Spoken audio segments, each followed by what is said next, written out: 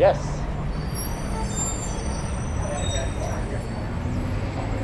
What does the non-aggression principle mean to you? I would say the non-aggression principle is like a guiding principle that you can apply to any question. So, am I going to be causing harm to anyone else in what I'm doing, in my actions? Is the person I'm voting for, is the ballot initiative I'm voting for, is anything that I'm going to vote for, when you boil it down, is implementing it going to be causing any harm in any way? And so when you think about it, that is a guiding principle that is very Christian, it's very Buddhist, it's very everything. And if you can boil any argument down to, am I going to be causing harm to anyone else?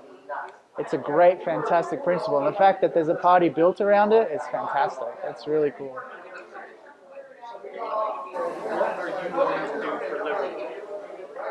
I used to be just a passive voter. I used to just vote. Vote for Ron Paul, vote for whoever was the most libertarian at the time. But more and more, I want to be involved. I want to actually make a difference. I'm willing to step up and volunteer my time for educating people, for letting more and more people know that there is an alternative. There's not just crap and crap to choose between. You can actually vote for someone who does represent your principles. So I'm willing to do that. Very good. Which libertarian inspires you the most?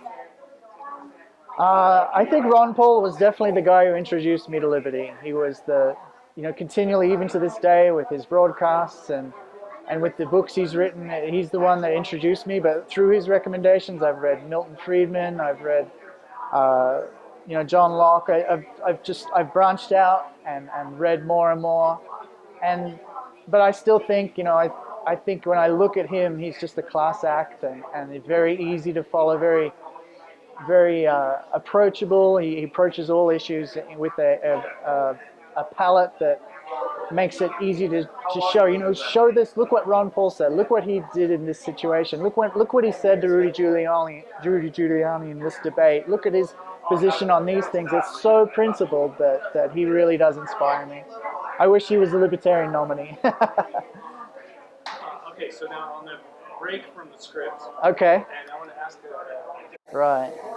I think the website I side with traditionally has really woken up a lot of my friends as to their actual political leanings versus what they think they are. I think there's a lot of tradition, there's a lot of indoctrination to say, I'm in the red team or I'm in the blue team.